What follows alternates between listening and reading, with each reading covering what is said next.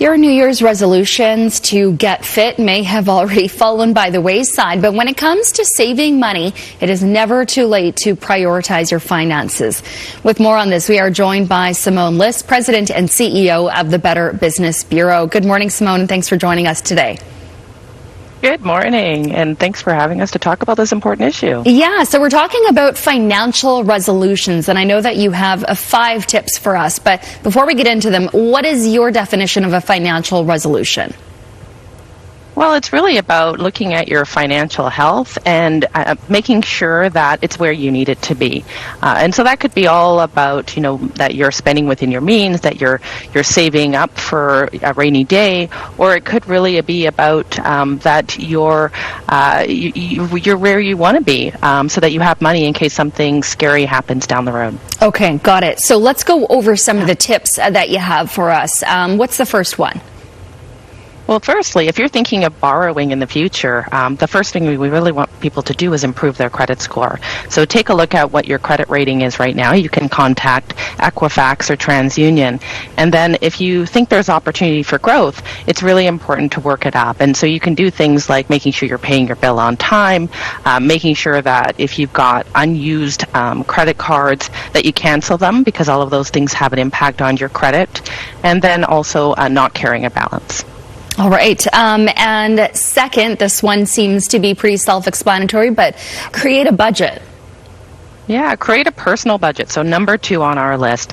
And so that's start by knowing how you're spending your money. So if you're tracking all of your purchases, a lot of banks offer a great app for you to be able to do that. Then the next part of that is to really look at your spending and then sort of frame it. So ideally you're spending about 50, 30, 20, so 50% towards your needs, and that's things like groceries, not shoes, groceries or rent, 30% for this is where the shoes would come in, the wants, and then obviously the next part is 20% to pay down debt or for savings.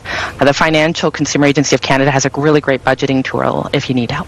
Okay, and this next tip is interesting because I think a lot of people might not have it as part of their plan, but creating an emergency fund, firstly, how much should be in it?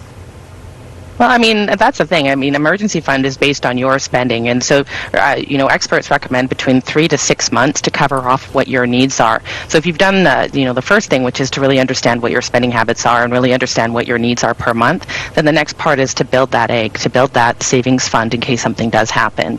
And even if it looks like a really big amount of money, little bits go a long way. So even if you save $50 a week, that's $2,500 over a year. All right. And your next tip here has to do with really getting a big picture of what you own and what you owe. Yeah. Yeah, exactly. I mean, you really need to determine and assess all your debt. If you've got student loans or if you've got credit cards, and then from there, you either can work with a financial professional like a lender or a credit counselor or a debt counselor to sort of help you understand the best path forward. There are different approaches to tearing down your debt. There's something called a snowball where you start with something small and just pay it off, or you can look at an avalanche where you look at your highest percentage owed, where you're paying the most interest and pay that off first. Or you can look at a debt consolidation product. All right. And last but not least, creating a will. Why is this important, especially for a lot of people? They might say, I don't need one because I hardly have any assets. Well, I think it comes down to where do you want your money to go and how easy do you want it to be. I mean, none of us expect bad to happen.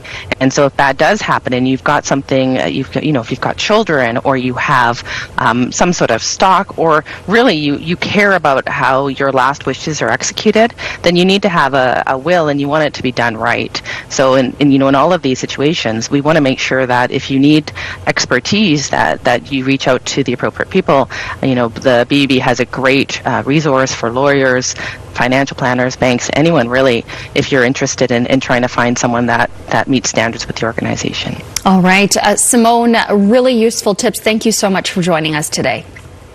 Thank you.